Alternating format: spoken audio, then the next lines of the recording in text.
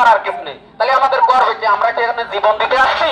আমার মা বাবা কি জন্ম দিতে আরবির জন্য আমার মৃত্যু, এটাই আমি জানতে চাই। আর আমরা যখন রাস্তায় লেগেছি আমার বাপ দাদারা জীবন দিয়ে গেছে এটা স্বাধীন করার জন্য, আর আমি জীবন দিতে আসছি এই হারি বিদ্যালয় থেকে এই পল্লী বিদ্যুৎ নামক প্রতিষ্ঠানকে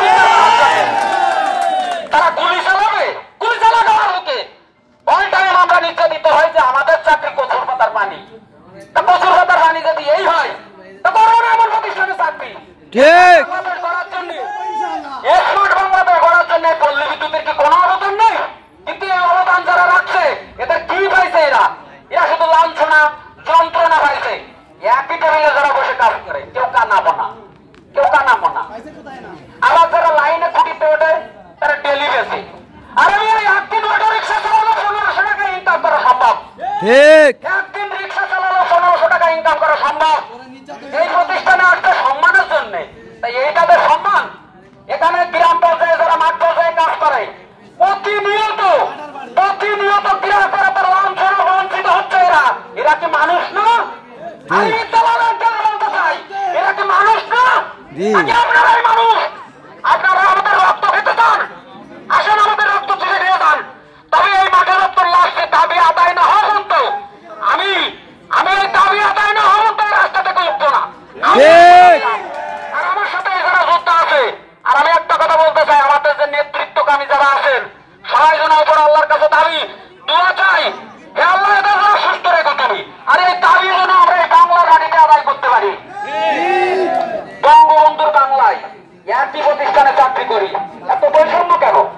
এত বৈষম্য কিসের জন্য? এই বৈষম্যটা করছে কি জন্য? একে নিয়ে আসছে এক কথা বলি, এখন খেলা দেখায় আর এক রকম। এরা আমরা কি মানুষ নাকি? আমাদের মানুষ মনে হয় না নাকি? এটা কি ধরনের অন্যায় আমাদের উপরে চলছে? এতদিন তো মুখ বুঝাইছিলাম, যাদের কাছে যাই কেউ কোনো বিচার দেয় না, সবাই আশ্বাস দেয়। আমাদের উপরে যারা মাঠ পর্যায়ে কাজ করি আমরা কি কম নির্যাতন হই? এখানে অনেকেই আছে, এমন এমন পর্যায়ে মাঠ আছে যেখানে যেতেই ভয় লাগে, সেসব জায়গায় যাই আমরা রিডিং গরম করে বিল বিতরণ করি। বকেয়ার সময় আমাদের আটকিয়ে রাখে। ছাত্রদের বলি তাদের তোর কিছু করার নেই, তারাও তো মানুষ। কিন্তু আমরা এই মাঠ পর্যায়ে কেটে কমাই ইনকাম করে এনে দেবো, আর এসি রুমে বসে আপনারা দুধ খাবেন আর আমাদের মাথায় গোল ঢালবেন, এই আশা ভাববেন। আরে এই আশা ভাববেন আপনারা, আপনাদের আশা আমাদের ছেড়ে দিয়ে আসে। সার্ভিস কোড এক করবেন, এই চুক্তি থেকে মুক্তি দেবেন। রাস্তায় আছি, রাস্তায় থাকবো যত সময় দাবি আমরা আদায় না করি। আমার বাপ দাদারা তারা অশিক্ষিত ছিল, মূর্খ ছিল, জীবনে কোনোদিন রিভলভার চিনত না।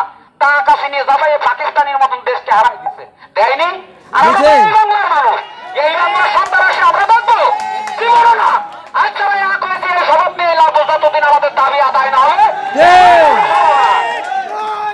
আমাদের এই চাকরি নিয়মিত করতে হবে। আর আমরা কি বিদেশ থেকে আসছি নাগরিক না?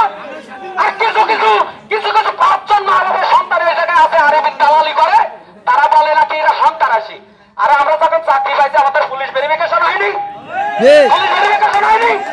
আপনারা এমন এমন কথা বলেন, কথার কোনো যুক্তি নেই। কানে পানি গেলে কানে পানি দিয়ে পানি বের হয়, কানের ভিতরে কাদা গেলে কি কানে কাদা দিয়ে বের করা সম্ভব? আপনারা একই যুক্তি সবাইকে বোঝাতে চান। একজন স্যারের নামে, আমাদের রাজন স্যারের নামে বলছে যে উনি নাকি কোন ইসি স্যারের বলছে লাইন অফ করে রাখতে নাই, হাত কেটে দেবে। সেই ইসি স্যার কেবলই তার সামনে বলা হয়েছে যে এই কথা কি তার বলিছে? সে বলিছে না।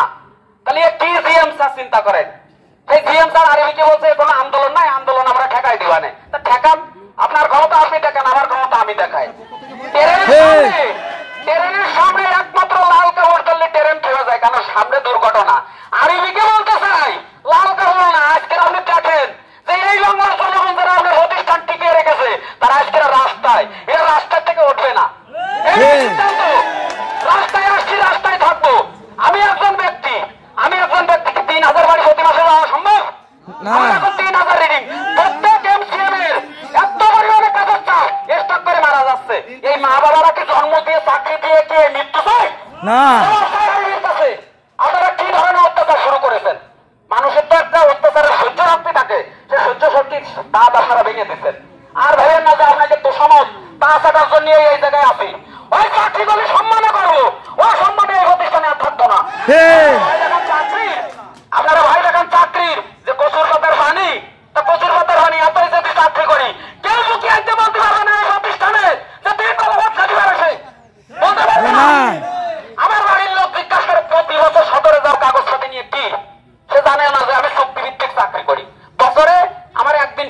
চাকরি নেই, আমার লোকজন ইটকিরি করে। সাইডে বিল নিচ্ছে সেদিন এক জায়গায়, সে বলে ভাই তোমার চাকরি কি সরকারি বেসরকারি মাস্টার হলে, তারে কোনো কথাই বলতে পারি না। তোমার সাথে কি বলবো, তোমার রাঘব বোয়ালকে ডাক দাও, 10 টাকার বিল 10 টাকা তাও তাদেরকে গ্রাহকের বুঝাই আসে আমরা, আমাকে বান্ধে রাখে আটকায় রাখে, এই নির্যাতন তো আমরা বুঝি। আর আরেবিরা তারা ইসি রুমে বসে কফি খাবে, সে খরচের টাকা কারা যোগায়? এই খরচের টাকাটা যোগায় কারা? আমরা আসি। আজকে যতক্ষণ মাঠে আমরা লাভছি মনে করেন লাভেই থাকবো, যতদিন আমাদের দাবি আদায় না হবে, যতদিন আমাদের এই দাবি দাবি আদায় না হবে এই মাঠ ছাড়বে না। আমার প্রতিষ্ঠানে আমার সরকারি জোনাল অফিসে একটা মেয়ে চাকরি করে, একই টেবিলে 5 জন মেয়ে আছে, একটা মেয়ে চাকরি করে, তার নাম নাকি কানামনা। আরে তার মা বাবার জন্মতে থেকে কানামনা না তুই, তার মা বাবার জন্মতে থেকে কানামনা না তুই, যতই বলেন না কেন যে না আমরা সবাই বোনের মতন, বলতে পারেন মাসে যখন স্যালারি ঢোকে ওই মেয়েটার বোনাস পায় 2000 টাকা। আরে তার চোখের মানে কি হাজার বলছেন, বুঝতে পারবেন? বলেন কেউ পারবেন বুঝতে? আমাদের এই দাবি দেওয়া কি অযৌক্তিক? না, সন্ত্রাসী কর্মকাণ্ডে লাগছি না, যারা সন্ত্রাসী তারা চেয়ারে বসে আছে, আরে সে চেয়ার এখন নড়ে গেছে, তারা বিভিন্ন রকমের সিটি করতেছে আমাদের নামে। চাকরি ছেড়ে দেবেন, ছেড়ে দেন, উপর আল্লাহ রিজিকের মালিক, ঠিক না করলে তো মারবে না। তবে এই প্রতিষ্ঠান জীবিত করে তাই যাবো, চত্বর মাঠে লেগেছি, মাঠে আসি, মাঠে থাকবো, আমাদের দাবি আদায় করে নিয়েই আমরা তাই যাবো।